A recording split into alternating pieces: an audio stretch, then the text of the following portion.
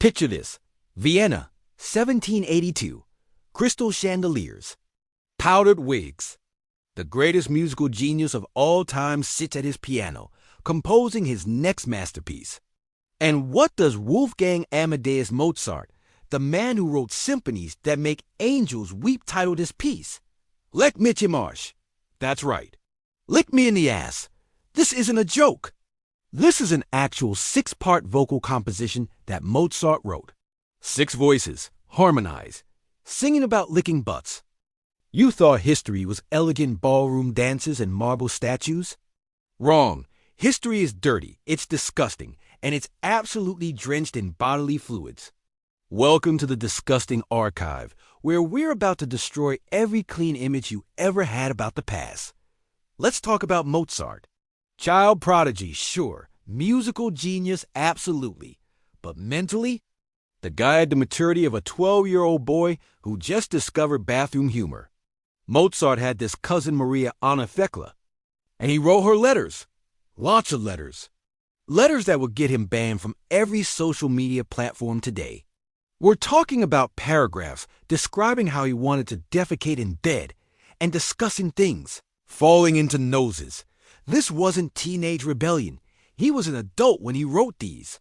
And that song I mentioned, Lick Me in the Ass, it's performed today by professional opera singers. Imagine spending years training your voice at prestigious conservatories, perfecting your technique, standing on stage in a tuxedo and bow tie, and singing Mozart's butt-licking anthem with complete seriousness. The cognitive dissonance is beautiful. If this just ruined classical music for you, hit that like button. If it somehow made it better, seek professional help. But if you think Mozart's mouth was only dirty in the words that came out of it, wait until you hear what the Romans actually put in their mouths. Ancient Romans used urine to whiten their teeth. Yes, pee. The ammonia in urine acted as a bleaching agent. But here's where it gets truly absurd. The wealthy Romans didn't just use any urine. Oh no, they imported it from Portugal because they believed Portuguese urine was stronger, more premium. They had a hierarchy of piss. Imagine being a urine sommelier in ancient Rome. Ah yes, this is a bold Portuguese vintage. Notes of asparagus. Really opens up the enamel. And their toothpaste? Crushed mouse brains mixed with baking soda. Let that sink in. Every time a Romance smiled their brilliant white smile at a party, they'd just scrub at their teeth with rodent cerebellum. Picture it, a wealthy Roman senator, confident and proud, flashing his gleaming teeth whitened with Portuguese urine and polished with mouse brain paste. That's peak civilization, apparently. Speaking of disturbing jobs, let's jump from regular citizens to actual royalty. Specifically, the English court of Henry VIII. There was a position called the groom of the stool. Want to guess what that job entailed? This person's entire responsibility was to attend the king while he was on the toilet, and then wipe his royal bottom when he was done. Now here's the twist. This was actually a coveted position. People competed for this job. Why? Because when you're literally wiping the king's ass, you get access to his most private moments.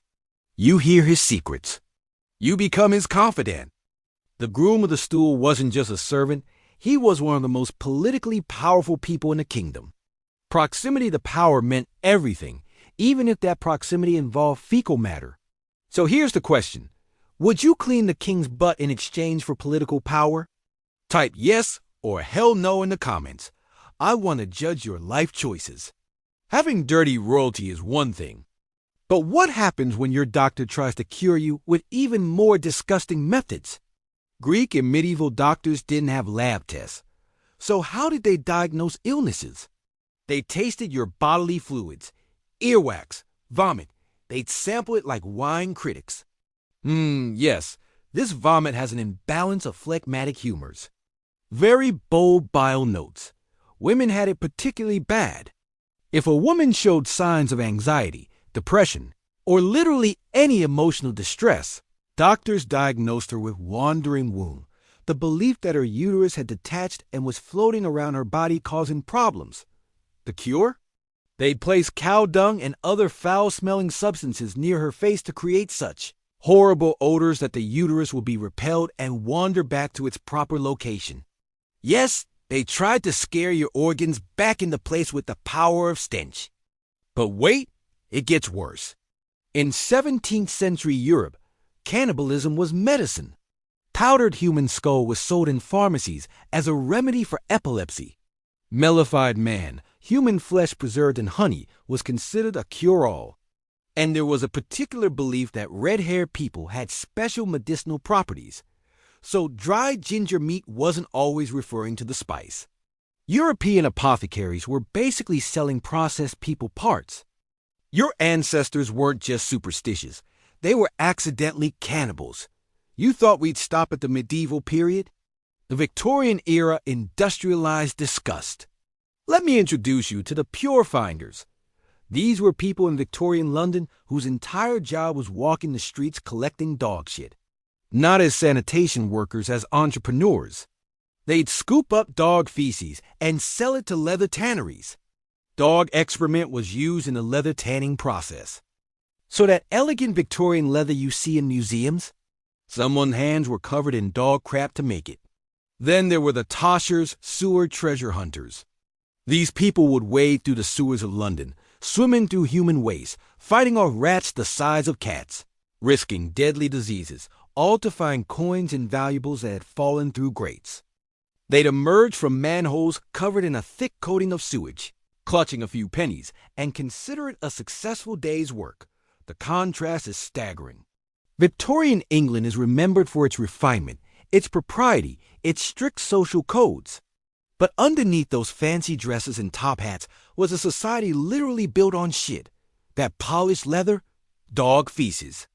Those gleaming sewers, navigated by desperate people coated in human waste. So the next time you complain that your toothpaste tastes bad, or that the office bathroom isn't clean enough, or that your job is degrading, remember, your ancestors brushed their teeth with mouse brains. They wiped royalties' asses for political favors. They imported premium Portuguese piss for dental care. They diagnosed diseases by tasting your earwax. They treated women's depression with cow dung aromatherapy. They sold human body parts as medicine. They collected dog shit for a living. They swam through sewers for pocket change. You live in an era with running water, antibiotics, and actual toothpaste. You are unbelievably fortunate. If you're grateful you were born in the age of modern sanitation, subscribe to this channel and hit that notification bell. We'll be unachieving more historical nightmares next week.